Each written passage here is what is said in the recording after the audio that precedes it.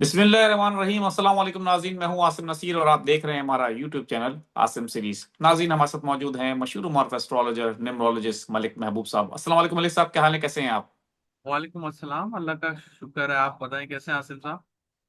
मैं बिल्कुल ठीक हूं मलिक साहब। और आपने कहा था कि कोई बड़ी आपको पेशरफ होती नजर नहीं आएगी, और तारीख के ऊपर भी आपके काफी ज्यादा तहफ्फुज़ात थे। 8 फरवरी गुजर गया, लेकिन काफी कामयाब रहा एहतजाज। दुकानें हमने खुद उसको एक्सपीरियंस किया, काफी बंद रही दुकानें।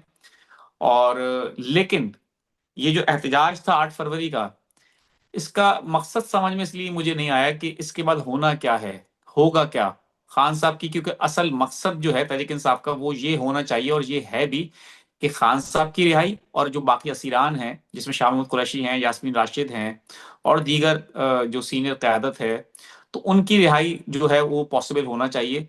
और उसके हवाले से तहरीक चलनी चाहिए। वो कहीं अभी मुझे ग्राउंड पे नजर नहीं आती। 8 फरवरी भी गुजर गई। आगे आने वाले वक्त में आप क्या देख रहे हैं? क्या इस एहतजाज के बाद कोई कॉल आएगी? खान साहब की रिहाई तो मुझे कहीं अभी फिलहाल नजर नहीं आ रही।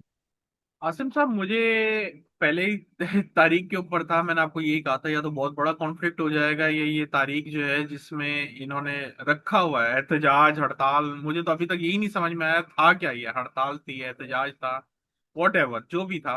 और मैंने आपको कहा था कि ये फिर रिजल्ट ओरिएंटेड नहीं होगा। ये ऐसे ही गुजर जाएगा जैसे एक तारीख थी और कुछ भी नहीं।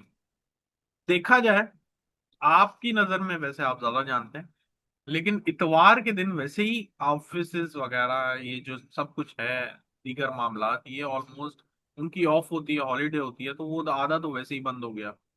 तो मुझे मुझे नहीं दिख रहा था कि ये कोई बहुत बड़ा मेजर अचीवमेंट की तरफ जाएगा, ये कॉन्फ्लिक्ट की तरफ जाएगा। ये मैंने आपको पहले भी बताया था और इसी वजह से बार बार बता रहा था। आने वाले दिनों में, अगले 20 से 25 दिन में पाकिस्तान की जो सियासत है उसमें हलचल नजर आती है, बहुत ज्यादा एक्सट्रीम लेवल पे। ऑलरेडी एक्सप्लेन कर चुका हूँ होने क्या वाला है, क्योंकि 17 तारीख को आपका इक्लिप्स है, उसके बाद जो कंजंक्शन है सैटर्न नेपट्यून का, ये जो है आपके सियासतदानों पे बहुत मेजर इफेक्ट लाता हुआ दिखाई देगा। और इसमें दुनिया की भी पॉलिटिक्स बहुत ज्यादा हिलती हुई दिख रही है। तो अगर कुल मिला के आप बात करें तो मुझे अभी, in short, in coming weeks, बहुत ज्यादा टर्मोइल नजर आ रहा है पॉलिटिक्स के अंदर, दुनिया के अंदर भी, पाकिस्तान के अंदर भी। और खुदा ना खास्ता किसी तरह से आपको कह सकते हैं कि इंडिया से कोई मेजर न्यूज का सामना करना पड़ सकता है। मतलब मैं आपको बता रहा हूँ, उनकी जो प्रॉक्सी वॉर है और जो उनकी बॉर्डर्स पे अलाइनमेंट है, जिसमें डिस्टरबेंस नजर आ सकती है। ये है इन शॉर्ट। लॉन्ग टर्म में बहुत कुछ है हमारे पास। मलिक साहब, एक जगह मैं खबर अभी पढ़ रहा था, ये मैंने देखा कि जो महमूद खान अचकजई हैं, अपोजिशन लीडर जो है कौमी असम्बली में, जिनको खान साहब ने बनाया है और तहरीक तहफ़्फ़ुज़ पाकिस्तान के सरबरा भी हैं वो, उसके हवाले से कहते वो ये कहा ही जा रहा है कि हो सकता है कि आने वाले दिनों में उनकी इमरान खान से मुलाकात कराई जाए। ये बड़ी डेवलपमेंट होगी, क्योंकि खान साहब से अभी तक इस लेवल पे मुलाकात हुई नहीं है। और महमूद खान अचकजई की मुलाकात जो है बहुत इम्पोर्टेंट कहा जा रहा है कि हो सकती है। तो आपको लगता है कि कोई बड़ा ब्रेक थ्रू आप समझ सकते हैं कि आने वाले दिनों में हो सकता है? देखिए, ब्रेक थ्रू इसलिए नजर आ रहा है क्योंकि मैंने आपको डेडलाइन ऑलरेडी मार्च के एंड की दी हुई है खान साहब की रिहाई को लेकर, कि कुछ मेजर चेंजेस आ रही हैं जिसमें खान साहब को फेवर मिलेंगे। और हो सकता है कि वो ऐसी न्यूज के ऊपर आपको सुनाई दी जाए कि खान साहब के लिए आने वाला हफ्ता बड़ा खराब है, अच्छा है। उसकी वजह ये है कि उनके लिए फिर केसेस भी कल अलाइन कर दिए हैं, कल केसेस लग रहे हैं खान साहब के लिए। जी। तो ये जो न्यूज है ना ऊपर से जो आती हैं, ये जो ये आप दिखावा तो है। बड़ी मलिक साहब, आप तो बड़ी सियासत पे नजर रखने लग गए हैं आप तो, वरना पाकिस्तान की पॉलिटिक्स के बारे में जानते नहीं थे। ये इतनी खबरें आपको कैसे मिल रही हैं? ये इसलिए मिल रही है क्योंकि मैंने आपके वीलॉग से पहले दूसरा वीलॉग किया है और उन साहब ने मुझे बताया है कि कल ये होने वाला है। तो मैंने यही बताना चाह रहा हूँ आपको कि जो आने वाले दिन हैं उसमें ये जो हलचल है ना सर, ये फॉग है। ये जो आपको दिखाई दे रहा है, जो सुनाई दे रहा है, ये सब एक यूं समझे कि ख्वाब है, या यूं समझे एक ड्रामा है। लेकिन एक पर्दे धुंध के है। पीछे, जी बिल्कुल, ये धुंध है।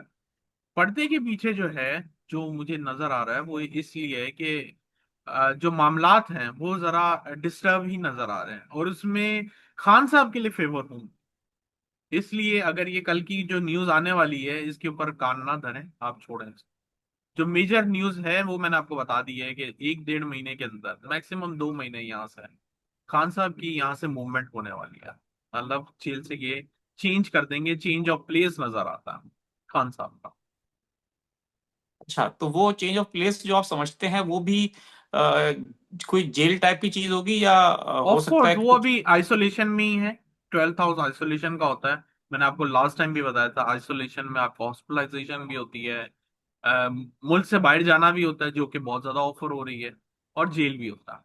तो ये तीनों चीजें उनकी बहुत ज्यादा एक्टिव हैं। तो ये फिलहाल इस साल में एक तरह से इनकी रिस्ट्रिक्शंस कम होंगी, लेकिन रहेंगे ये रिस्ट्रिक्शंस में। जैसे जेल टाइप की, हाउस अरेस्ट, इस टाइप की बात कर रहा हूँ मैं। हाउस अरेस्ट नजर आता है अभी भी।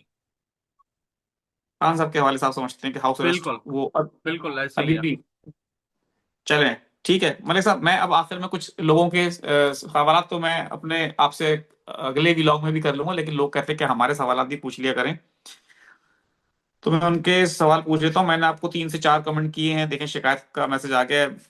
महबूब सबसे पूछना था, 17/4/2000 डेट ऑफ बर्थ है, सैयद मोहम्मद यासिर हैं। मुझे यहाँ बताएं कि मेरी लाइफ में चेंज कब आएगी और मैं अपनी अचीवमेंट कब तक हासिल कर लूंगा। ये फाइनेंशियल बोल रहे होंगे। जी। I am expecting 2028 onward. उससे पहले हालात कुछ बेहतर होंगे, लेकिन इतने नहीं जो आप चेंज की बात कर रहे हैं। ठीक है। सैयद अशर अली हैं, 1/6/2012। ये उनके फादर का मैसेज है, वो कह रहे हैं कि वो पढ़ाई पे फोकस नहीं करते और mostly making disturbance at home. Please tell me remedy. उनकी पर्सनैलिटी में पॉजिटिवनेस कैसे आएगी, फ्यूचर के हवाले से जानना चाहते हैं। इनको जिम भेजें, ही विल इम्प्रूव। शेख थोड़ा मोहम्मद भगाएं। आमिर शेख मोहम्मद आमिर फैयाज साहब हैं, 21/12/1981। मेरे कर्ज कब तक खत्म होंगे? आपने कहा था कि 2027 में खत्म होंगे।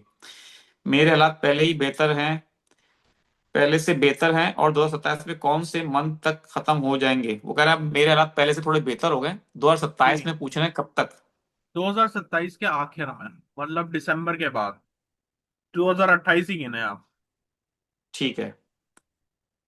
My name is Benazir, date of birth है उनकी 23/11/1975। जॉब कब तक मिल जाएगी और 2026 साल कैसा रहेगा फाइनेंशियली? जॉब तो मिल जाएगी, लेकिन मामलात अभी भी मुझे डिस्टर्ब ही नजर आ रहे हैं खैर। ठीक है। और बेहतरी अ, आपकी 2027 के आखिर में आएगी। मोहसिन सकलैन साहब है, 12 अक्टूबर 1989 इनकी डेट ऑफ बर्थ है। वो पूछ रहे हैं हालात कब तक ठीक होंगे?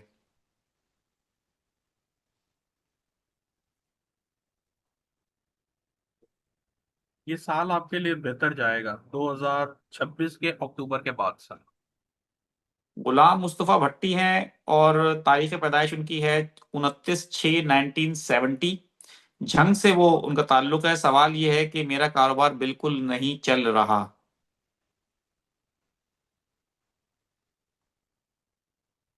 इस साल के आखिर से इंशाल्लाह बेहतरी आएगी, लेकिन पिछला साल इनका थोड़ा डिस्टर्ब नजर आ रहा है मुझे, पिछले साल के जून से।